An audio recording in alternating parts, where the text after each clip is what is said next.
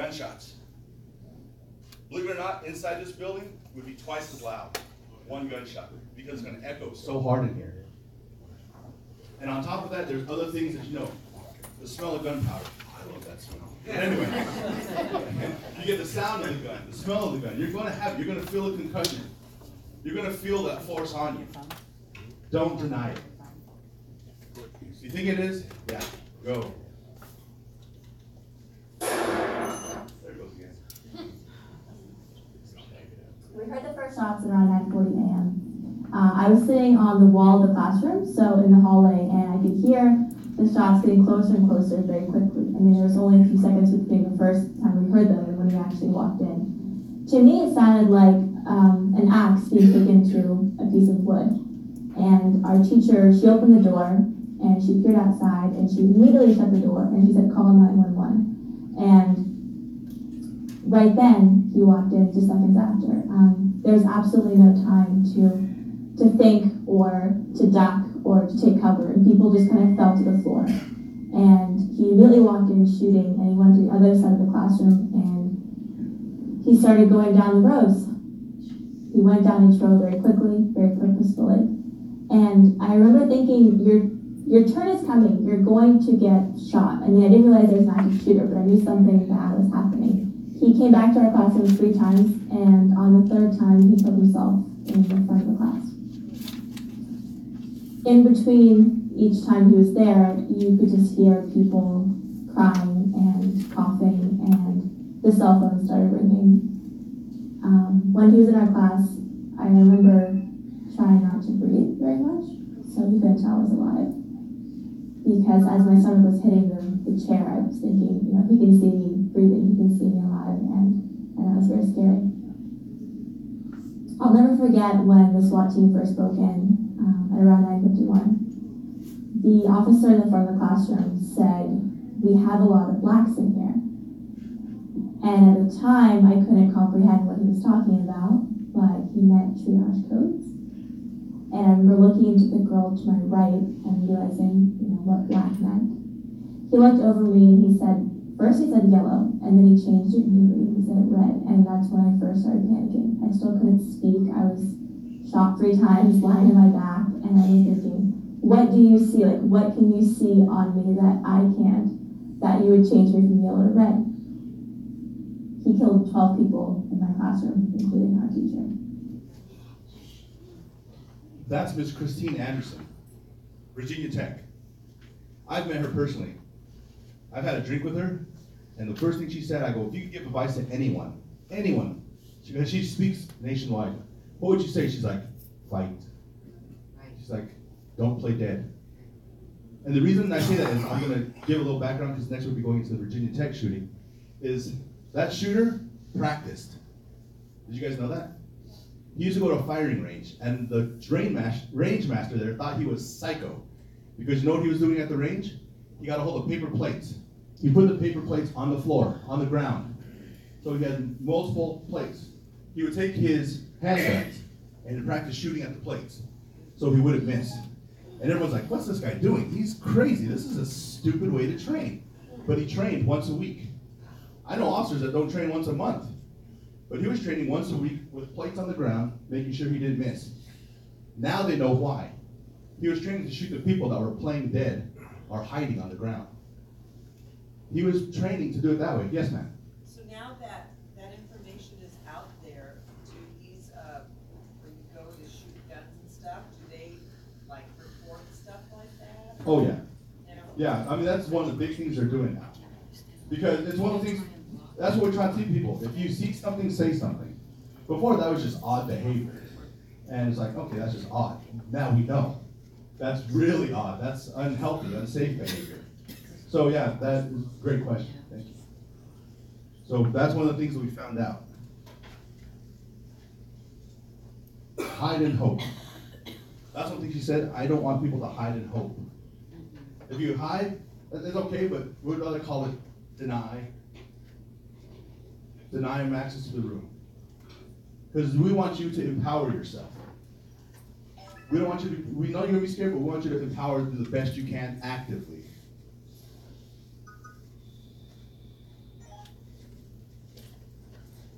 So, some people have also been taught other courses, they call them run, hide, fight. They're also called ALICE. I don't know that acronym, that's really long, I'm not that smart, so I'll stick with ADD. Or something I used to have in school, ADD. I can memorize that one, that one's good. But avoid, deny, defend. So, back to situational awareness. Sorry about the last video, I didn't give you a background, I had afterwards Christine Anderson. This is actually a school board meeting.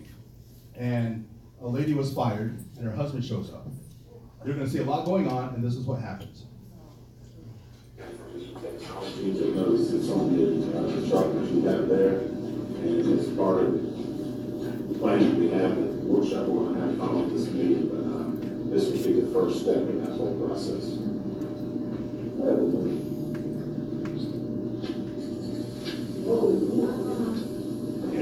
In the back. Everybody in this room.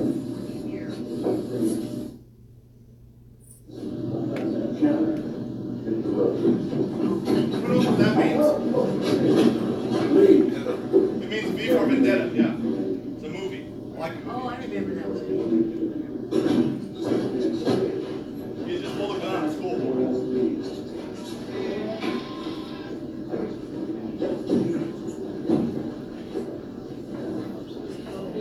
Hey, sir. John, just let it talk. He's talking. John, go ahead.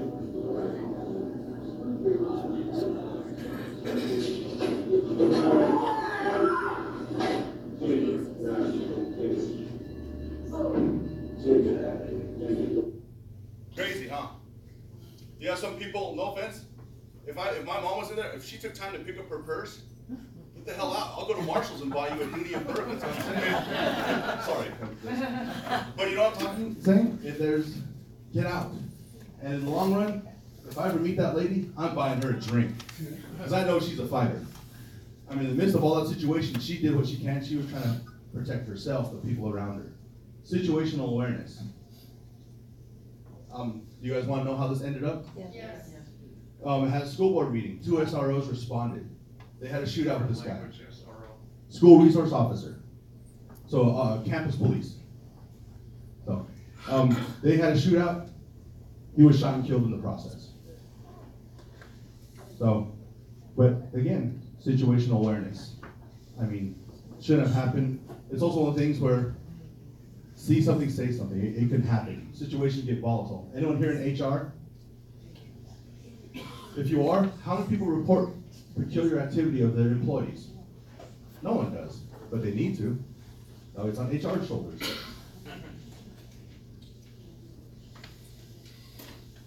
Avoid or run.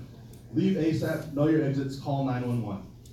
I refer to a story. I know a sergeant up in Washington State. One of those school shootings, his son was at the school. He always told his son, you run. So he gets a call out, active shooter in progress. He's driving, as he's a SWAT team member, he's driving, at first he's driving as a father. He's like, that's my kid's school. He's driving as a father, he's panicked, he's worried. As he gets close, all of a sudden he gets a text message. It said, safe +4. Meaning the kid got out with 4 of his friends. So automatically he was mentally able to flip that switch. He was no longer a father responding to a school, he was a SWAT sergeant responding to a school. Is there one on there? Looks like a sound, maybe. Let's try it.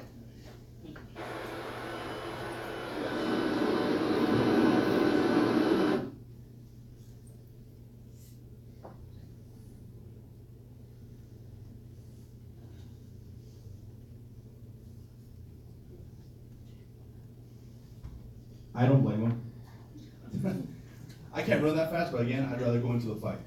That's one thing about police officers and sheriff's deputies. People in law enforcement, we're not the sharpest tool in the shed because normally you should be running from those sounds. Instead, we run to them. And if I ran away from them, I would never be able to live with myself again.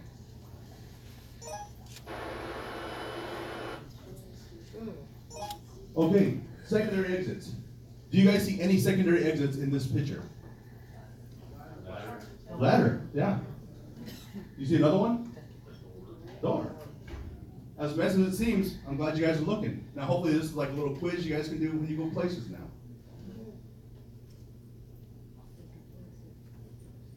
And at the same time, if you're going out that way, why not push some of that against the door to slow them down?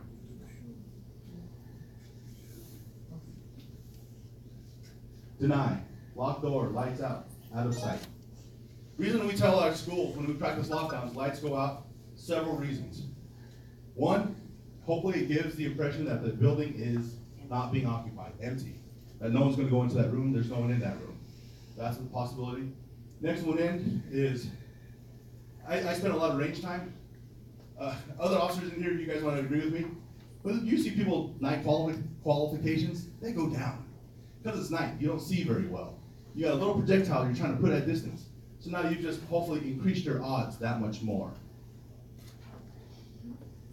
And out of sight. Like if there's a lockdown, the best part is you can be away from the door. If someone's trying to come through that door, and that line of sight isn't the best way. Maybe this side, that corner, somewhere away from that possible side. Barricade. Heavier the better. So don't put the biggest person against the door. No. Bad joke. Anyway, we have a lot of great tables in here. We can seal that door quick in no time. There's actually a teacher at the elementary school. I was impressed with this because we teach them so much. We do lockdowns with them every 2 months. And people are like, is that excessive? I'm like, how often do schools do fire drills? Once a month, right? How many kids have died in a fire in the last 100 years? None. Not a single one. So why not practice other drills that keep them alive longer? That's my theory. So anyway, one teacher, she ordered this huge cabinet, a rolling cabinet. So when she goes to lockdown, she locks her door. She bought fire hose, about that long. She slides it over the arm. You don't see me exactly. No. Slides it over the arm, and then she slides the filing cabinet in front of it and puts a lock on. Fantastic. She's keeping him out. She keeps those kids safe. Then I asked her, well, what are you going to do if he does get through the room? She's like, those little paper cutters? She was able to design it so she can remove the arm. I'm like, I love you. That is awesome. But you know what? Here's a problem. It's hard to get teachers to buy into this, no offense. They're very rainbows, puppy dog tails, and unicorn horns. Because they have to be. But at the same time, you guys don't realize, teachers are the fierce mama bears of the world. And if you can tap into that fierce mama bear and show her how important it is to make those kids safe, they're going to do anything they need to make sure to keep that kid safe. And they're more creative. I'd never thought to use that arm cutter. I'm like, that's fantastic. Arm sticks through the door, boom. She saved a kid. But at the same time, it's having to people reset their minds. This lady, she is a true fierce mama bear. She's going to take care of her kids. And when I saw what she's done with her classroom, I loved it. And what she also, the way she got her classroom on her kids on board, she went and got river rocks, big river rocks. So all the kids have them painted, and they put it underneath the seal of the window. So if they need to exit, they throw those river rocks through the window. But at least and here's the thing about it, the biggest thing when it comes to kids, she talks to the kids.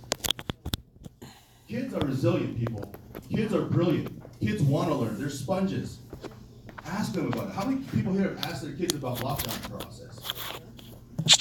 How many kids have even have you thought about talking to them about anything? Ask them. They'll tell you. They want to tell you. They want you to be on the same page with them. That way you guys can connect on another level. And that way you have a peace of mind of what they're doing and what they're preparing for. Who thinks these would be a great way to keep people from... If your door opens in, that's going to stop it. Yeah. That's brilliant. Just kick 2 of them there if you have them. You've just slowed down your area so much more. And it doesn't cost you $10,000 to put in a new key, door, or anything else. Or a school one. Excuse me. Yes. What do you suggest for a classroom like those portable classrooms and the doors open out? In a minute. Right here? Yeah, so what does she tie it to? Sometimes you have to hold it. I mean, it's one of the things I would have to see how to evaluate. Yeah. I mean, there's other ways of locking, like, again, how we saw people in the black, red, and yellow. You've lost fine motor skills. Are you going to be able to put your key in the door to lock it for a lockout? So I've been able to convince the whole school district that I work for to put it just the push lock buttons. You close the door, you push the button, boom, it's locked. We've been able to minimize, help them out that much more with the little process. Yes, our teachers also have doors that open out. One of the things we have, it's called a kick plate. You guys ever heard of that? Yeah. You can drill it into the ground, you just step on it. Door won't open. It mounts to the door, it drills to the floor, and then you just kick it down. Usually you see them in a double door situation. Yeah. One door will have that while the other is the Yeah. opening door, yeah. I mean, there's so many possibilities. Think about it. Like holding a door like this works. And you know what else works really well? You'll laugh, and I've ruined so many demonstrating this. Power cords for my laptop. You wrap it around, those things are strong. You ruin them, but they're very strong. These are also possibilities. All it does is hook around the frame of the door. That's it. There's a lot of options out there. There's a lot of companies that are willing to do it. Even in my own home, I have some of these type of contraptions.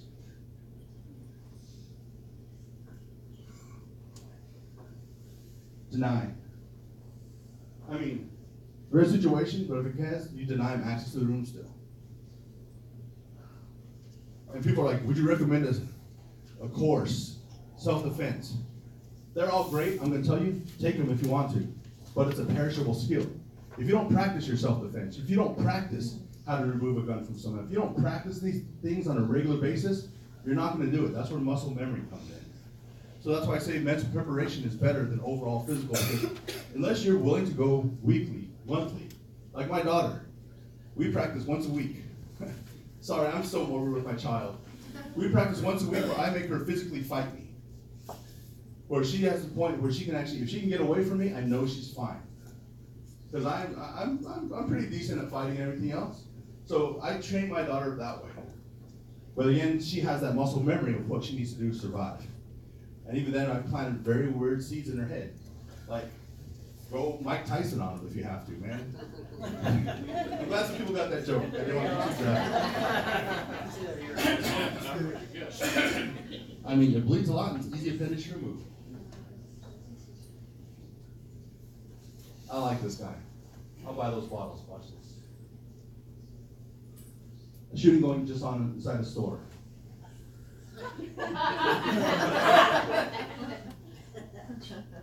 He can go take care of business. But I give him respect. He is going to fight. He's going to do what he needs to do. He's going to defend. He's going to fight. Lieutenant Brian Murphy. Has anyone heard about him? Yes. I think it was in Pennsylvania. He was in a shooting at a Sikh temple. Guy went to a Sikh temple, started shooting it up. He was the first officer on scene, lieutenant. He was shot multiple times. As you can see here, and he even has, we call it a zipper. They had to crack his zipper open because he was bleeding inside his chest, so they had to save that and do that. But the whole time, like he said, I'm not going to let my daughter down. I'm not going to let my stepkids down. He was going to fight. Fight. That's the keyword there. He was planning on fighting to the end. Officers showed up. They put the subject down, and they saved his life.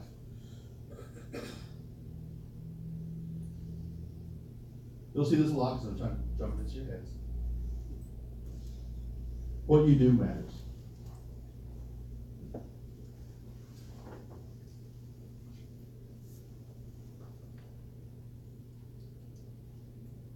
Make sense? Simple.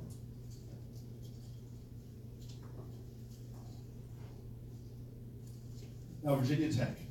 This became the second game changer after Columbine. Because law enforcement, when it came to Columbine, law enforcement did everything right. But at the same time, we did everything wrong because we didn't know how to do anything better.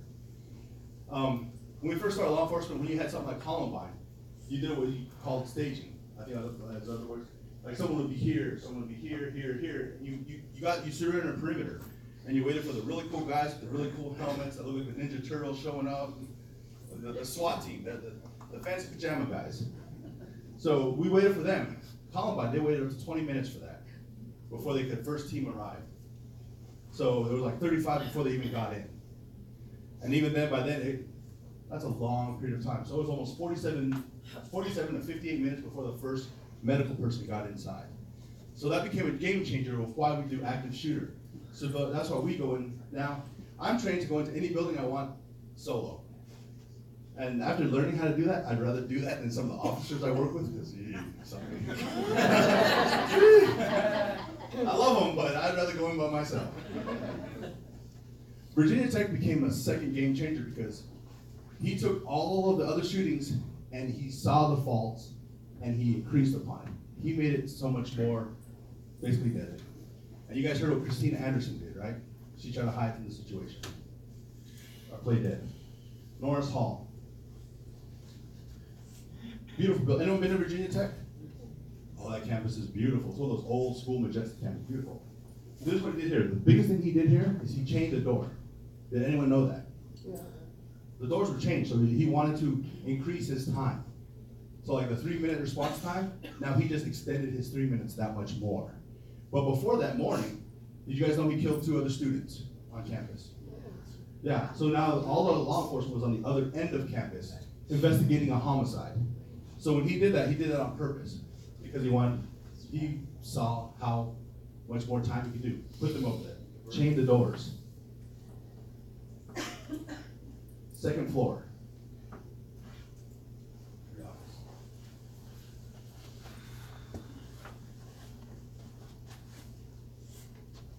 All right. He started here, 206. He said how bad it was. He went to 207 next. So, I heard Miss Christine Anderson say they heard the shots fired. So by the time he finished 207, this was her room. So that's when he went in there and started shooting.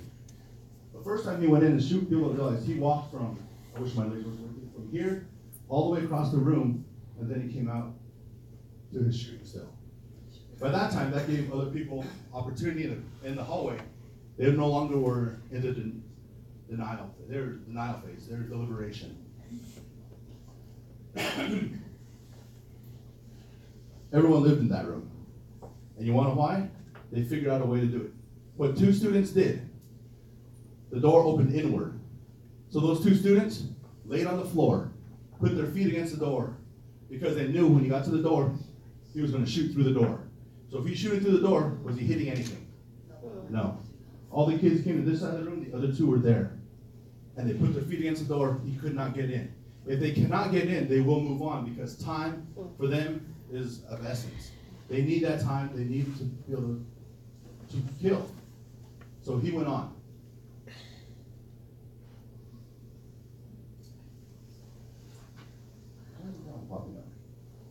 Okay. This one right here is very sad. Professor Labresco. He survived the Holocaust. He was an amazing professor. Loved his job, loved his students. He was killed right here. This other student right here, what happened was he just put his back against the door. He held the door shut so his kids all could jump out the top. All these kids right here jumped out the window. They jumped out a 2nd-story window because he told them to while he held the door shut. Professor Labresco, another hero that people in society don't know. How many people in here can name the Columbine people? Everyone, right? But how many people can name Professor Labresco? He saved his class pretty much. That's how the casualty broke down inside the school.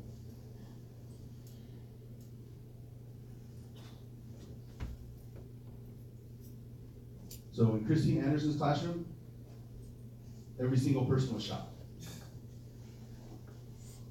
And when you talk to her, she is so honest. She's amazing. I go, I'm not going to ask you the question that everyone else asked. She's like, oh, am I okay? I'm not going to ask that question. She's like, no. Part of my language, her exact words were, no, I'm still fucked up. But at least now I know how to cope with it. She goes, I coped with it with alcohol. And others, for a while, she goes, I needed counseling. So now she's able to handle this very well. And the way she does it is, instead of reliving it, she wants to teach people what happened, how they can survive, what she can do, what people can do differently. And like she said, when she got shot in the back, it's because he was practicing pointing at the ground. Also, like Columbine, did you guys realize those kids had practiced that shooting for months at a time? You guys want to know how they did it? They were in a film class together. So they would go down, film the class. They actually had a camera, a video camera, going down. And these kids were going around pretending to shooting, and the teachers were always like, Hey, what are you doing? Film class. Oh, okay. Carry on, you two. Carry on. So they had practiced it a few times.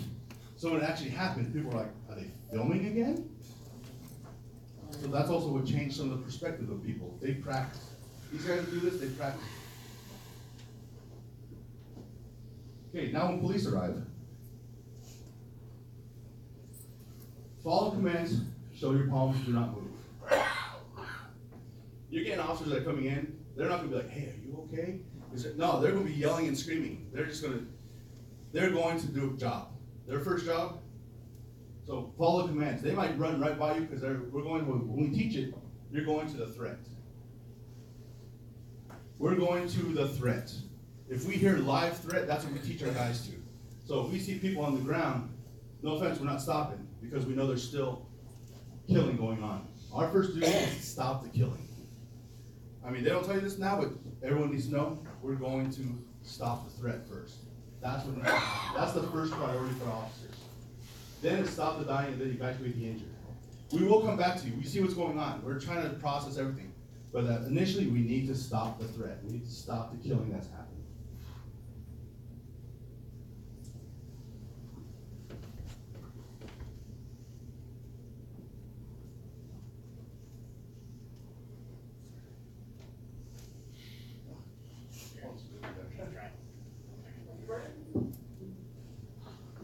If you're not cool, I'm not walking with you. Sir? Go. Walk with your hands right with them. I'm always there with them. You're going to left with everything down.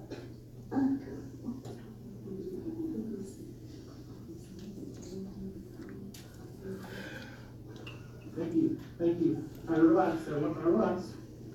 I'll take a bullet before you shoot. That's for damn sure. Just be cool, okay? I just love what he said. I'd take a bullet for you. We all will. I mean, like you said, they're trying to make sure they get everyone out.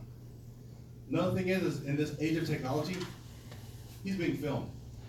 Be careful with that, because if we're coming into a hostile situation, I mean, yeah, I can mistake this as a gun really quick. So if you come up to try and put us on your Insta feed or your live snap, that could be very bad. Yes, sir. On that point, if you're filming, do it over your head, not pointed at them, because every single one I trained failed that test on that phone. Or leave it in your pocket. Exactly. I mean, and like even then, when we tell people in lockdowns, we tell them, hey, silence your phone. Technology can sometimes be more of a hindrance than anything else, because if things are going off, shooters know you're in there. Yeah, exactly. Yes, ma'am. You know how you said when the police arrive, follow their instructions? Do you think that now in this day and age with everything that's going on, I don't know, you see a lot of people, they don't want to respect or follow the instructions, You're right. A lot of them don't. Makes me mad. I mean, it's one of those things where if it's an active shooter situation, if some guy's in my way, you're not going to be in my way much longer. I'm a decent size. I can put you down pretty quick. But at the same process, now we're trying to teach our officers. If we're running into a building, there's a lot of techniques we use. Make sure you keep your gun safe, come to the side, but also ask the people, what's he wearing? What's the shooter have? How many shooters are there? Because when you go back to Las Vegas, a good example is after they had that, people were going to the hotel room shop. They're going to hotel shop. So Las Vegas's metro was getting inundated with so many calls that they thought every hotel had a shooter. Because people were showing up shot and they're like, hey, we got someone here shot. So you had rescue task force teams and officer teams responding to hotels because they thought they had been shot at the hotel. They didn't realize until later after communication that, yeah, it happened after the concert, but they went to the hotel. So almost every hotel had officers armed on the inside as well now, because they were getting reports of mass shooting.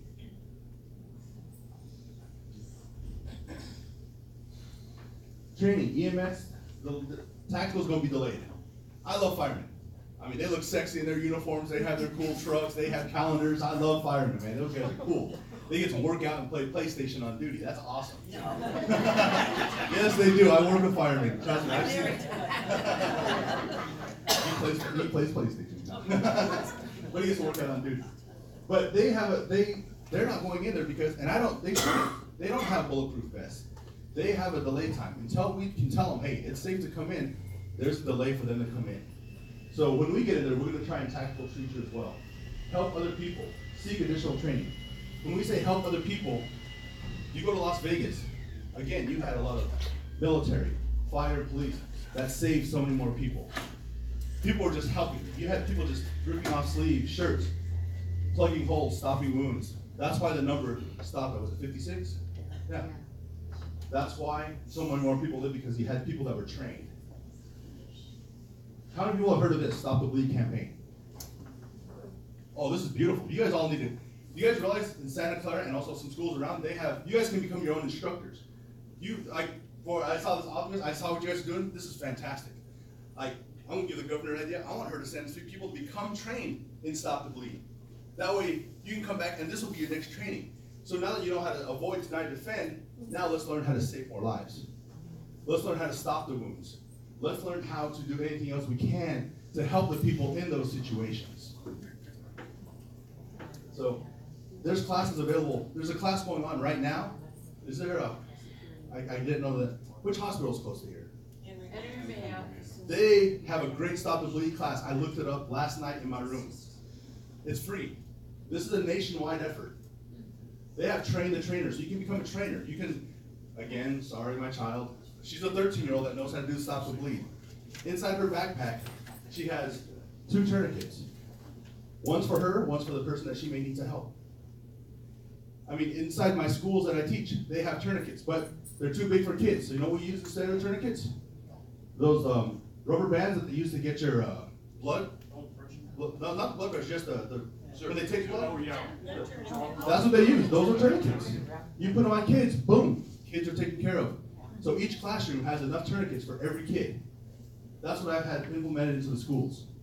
So not only do they have lockdown procedures, they have safety and medical as well. And on top of it, we've gotten a bucket. Inside this bucket is full of snacks, water, everything else they may need, they take it out. But you know what the bucket turns into? Turns into a bathroom. because we've had a shooting across the street from one of our schools. We had a lieutenant had to retire because he got shot in the hand. He has no use of his hand anymore. We had another sergeant get shot in the knee. He's back to work. But that happened across the street from our school. So our school was in lockdown the entire time, and that's what we learned the hard way. But at least the kids were safe. So Stop the Bleed. I guarantee it's a great follow-up. Now here's where the healing really has to start. When you have a trauma, it's going to manifest itself in so many different ways. You need a critical incident stress management plan, a stress plan. I've been in 2 shootings myself. Last month I lost one of my officers. He was hit on our 101 freeway. And because I actually have enough into it, I was able to cope with it. The worst part about it is I had a new assignment. I was the family liaison officer. I had to go to his house and tell his wife what happened. That's why you need to have plans like this in place. There's so much more. But at least she was prepared because she had taken these classes with us. She had participated in our active shooter. But now, this is when the hard stuff happens, the trauma. And, what was it? This coming Wednesday, the officer that was killed is his son's first birthday. Oh. So trauma. These are things we're gonna have to learn and address, talk about. Talking about trauma is the most important thing you can, because that's the only way we can get it out. We can suppress it, we can push it down deep, become machismo. Hey, I'm fine, I'm good, I got this. No, we're not. We're not. Finally, don't name them. I had named one earlier, I'm sorry. If I gave this room an opportunity to name shooters, active shooters, serial killers, we love those TV shows, right? Where you find out who they are, what they do. People love them, that's why they're on TV still. Don't give them names. They're pieces of crap. They're murderers, they're monsters. Don't give them names. These are the names we need to learn. Who knows who this is? This is Victoria Lee Soto. You guys want to know what she did? She was a teacher that was killed in Sandy Hook. She saved 2 classrooms of first graders. She put herself between the shooter and the kids. She saved 2 classrooms of first graders. Victoria Lee Soto. That's a hero. Anyone? Angela McQueen? School shooting, Illinois. You know what she did? Kid was shooting. She teaches PE and math. She ran down the hall, tackled the shooter to the ground, shot, held the kid down until law enforcement came to apprehend him. Hero. Like I said, these are the mama bears.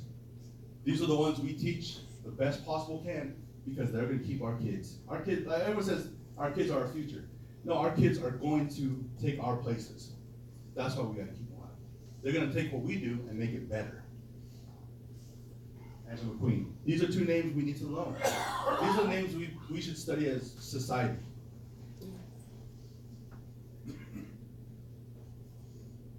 Wow, went faster than I thought.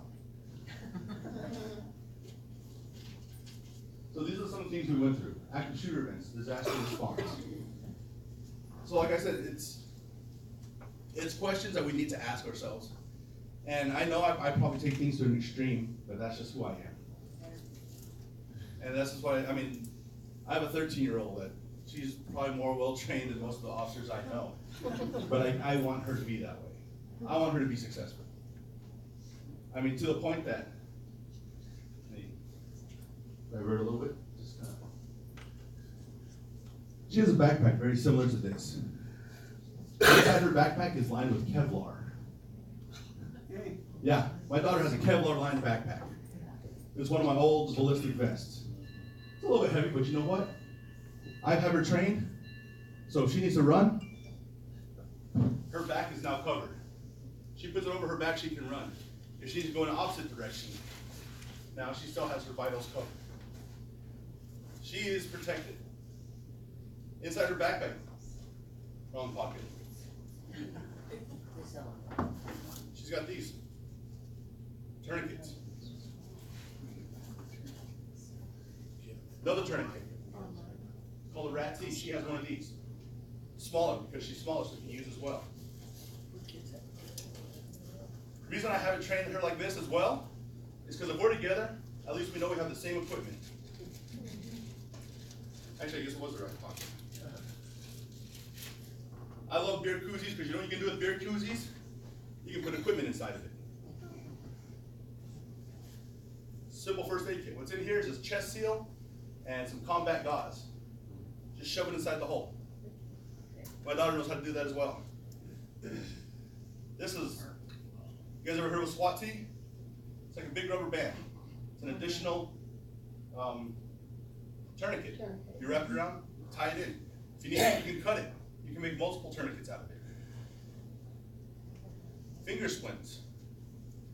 These are free at places all the time. You can get these. You can use these as well. You can use it as the windlass for something like this. This is just what I actually had to download a lot because I wanted to get on the plane. So a lot of my equipment is not in I wanted to get on the plane. I wanted to be here. I wanted to present and just be part of your organization. And my big thing is I want people to think differently. I want you to look at options. A good example is also Aurora, Colorado. Sorry, he's looking at me like, grab the mic. Aurora, Colorado. A great example is inside the theater shootings. How that went down is it went to the Batman premiere, right? That was brilliant.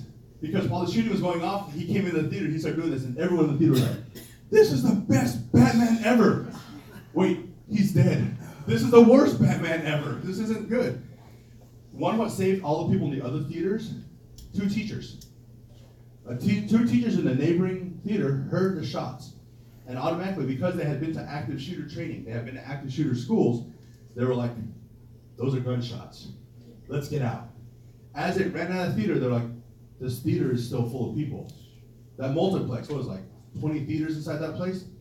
You know what those two teachers did that saved everyone's lives? They pulled a fire alarm. That's what got everyone out. They pulled a fire alarm. So, training, knowledge. They didn't.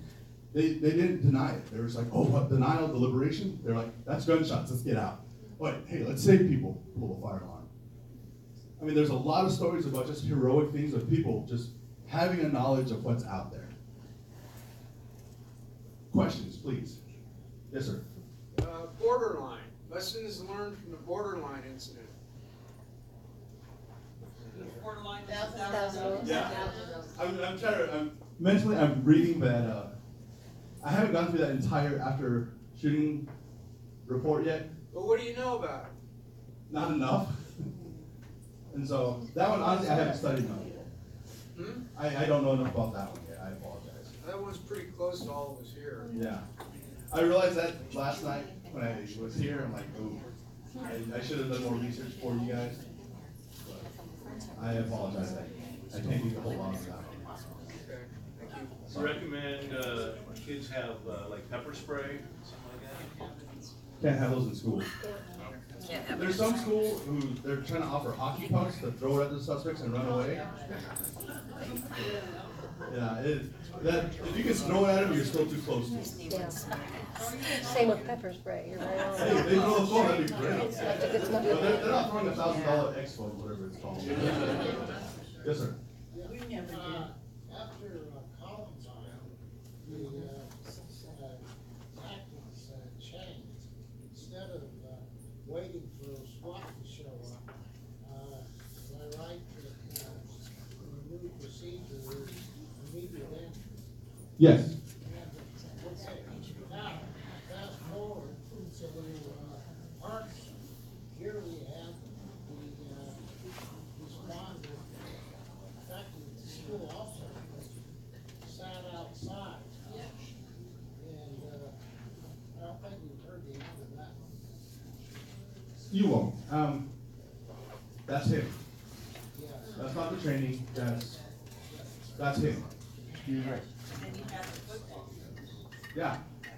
That's a great one. The football coach who was outside in the hallway pulling kids in. Excuse me. Yes, sir. Yeah, I have a question, okay? Yes. Why aren't we utilizing better technology to prevent all the things happening from anybody ever getting in? When I utilize that term, I happen to be involved in the broadband consortium in Ventura County. The country of Israel, okay, has never, ever had a shooting in any of their schools because of the technology that they have in. Somebody can't get through a gate with a gun. You just can't. Why aren't we focusing in on that instead of all of these things about how to put the kids underground? Forgive me. Oh, no, that's a great question. That's one of the things that schools are finally trying to get to. Buildings, I mean, like you said, they don't let people in downtown Disney now without being wanted. Selfie sticks, no. Schools need to, a lot of it's on education, it's just trying to. I'm talking about the technology of knowing everybody who's on the campus just by knowing that every kid has a cell phone. We know where they are. That's a tough one. Yeah, I don't know. California does not care about public school students. We do not fund for public schools. No, please, districts, true. districts do. The Oxnard No. Union High School District, forgive me, No, has put we're together. We're like 45th in per pupil spending. So, yeah, I do know of one school, you cannot go, this is one elementary school out of the 900 schools that we have in LA Unified. I've seen one school where the person stands outside the school, there's a camera, and in order to get admittance to the school, somebody from the office has to see the person and buzz them in. No, we're talking about metal detectors, facial That takes recognition. money. No, Takes funding. doesn't it take money to prevent things like kids being killed? Yeah, but. No, you're right. It's a tough call. I mean, I'm not an educator by any sense of the means. Is there facial recognition technology out there? Yeah. Do you think schools are going to put them in? Do parents want them in? But Yeah, well, it's more of a statement. It's part of some of these issues that we get with trying to prevent, go into how much, and a lot of the reasons like we're different from Israel is gonna be the kinds of, personal freedom laws that we have and things that they can't, you can't do to another person because of their law. So it all comes down to the kind of balance you wanna have, how much risk you wanna accept in order to have the freedom to do something else. Oh, exactly. And before Israel had that technology, you know what they had in front of every school? So much bigger. They had 2 guys in front of the school with MP5s. I do not think that'll ever happen in America. You ever see a school with an officer standing in front with an AK-47 and AR-15? I mean, I love my rifle, but yeah, I gotta like almost sneak it into the school if I want to put it into my safe. Should all these schools have, school resource officers attached to them? They should. Yeah. They don't. They should, but it won't. And the purpose, what should be the purpose of the school resource officer? What I do with my officers, my unit, I make them there every day. I want them to greet the kids off the bus because, first of all, we gotta change the perception of law enforcement as well. Right now, parents, they don't realize that parents screw it up for cops all the time. Any cop will agree with me when they said, you see him, if you're bad, he's gonna take you to jail. That alone is gonna take decades of work to undo in that one statement. And the parent thinks they're being funny. But in actuality, they're planting a seed of discontent towards law enforcement.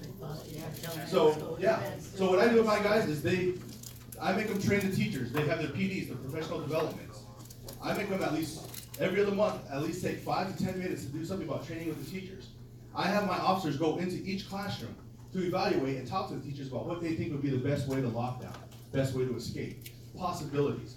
That way they have that in them. That way the officers know and the teachers know what's gonna happen. Every year we have our active shooter scenarios. So we train our police department every year in active shooter. We pick a different school. We encourage the teachers to be the actors. That way they can see what the officers are doing. They can see how we're training. So when it comes down to the fall, they're like, okay, I know that officer, I know that officer, I know that officer. I know what they're gonna do. So that's one of the ways I do it with my officers. Plus I also have them teach classes. I make sure all my officers that are in the SRO program have bachelor's degrees, and then I make them go get the teaching, substitute teacher certification. That way, if they teach in a classroom, it doesn't have to interfere with the curriculum. Because education is not about teaching kids, it's about teaching them how to test.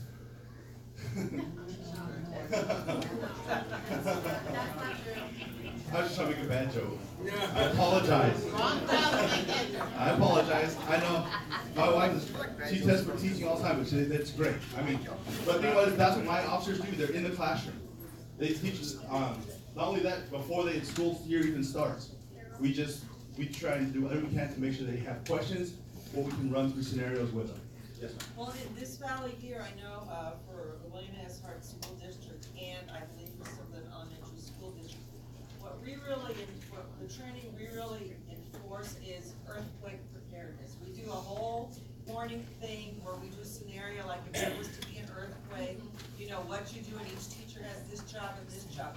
What it sounds like is what needs to be done is, aside from that, have training along with that. We do have a lockdown thing that we do, and there's like a code word that is said over the on-call that the teachers know that it is a lockdown situation.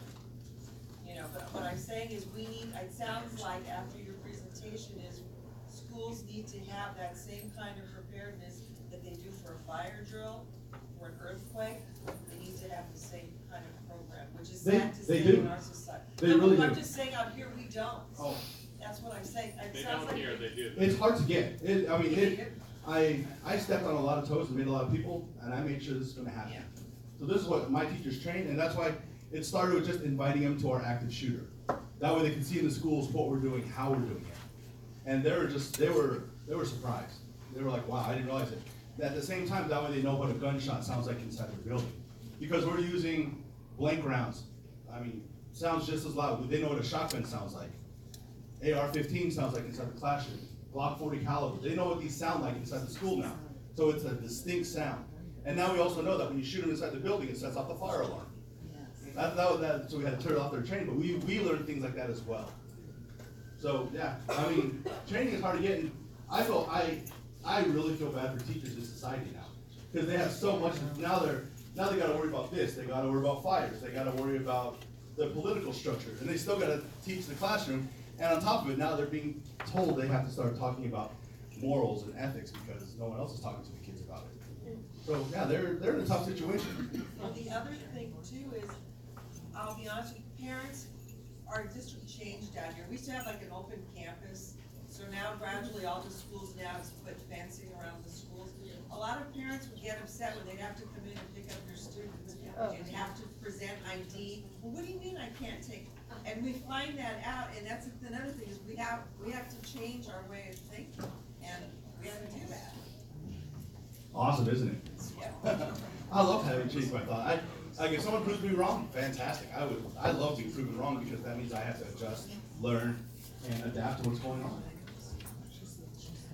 So, at this time, so Spencer's gonna be here all day today. He's gonna be here tomorrow.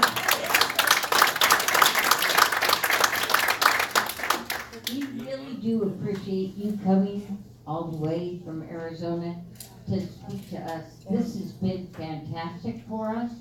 So, and we do have a little present for you. Tommy's hamburger?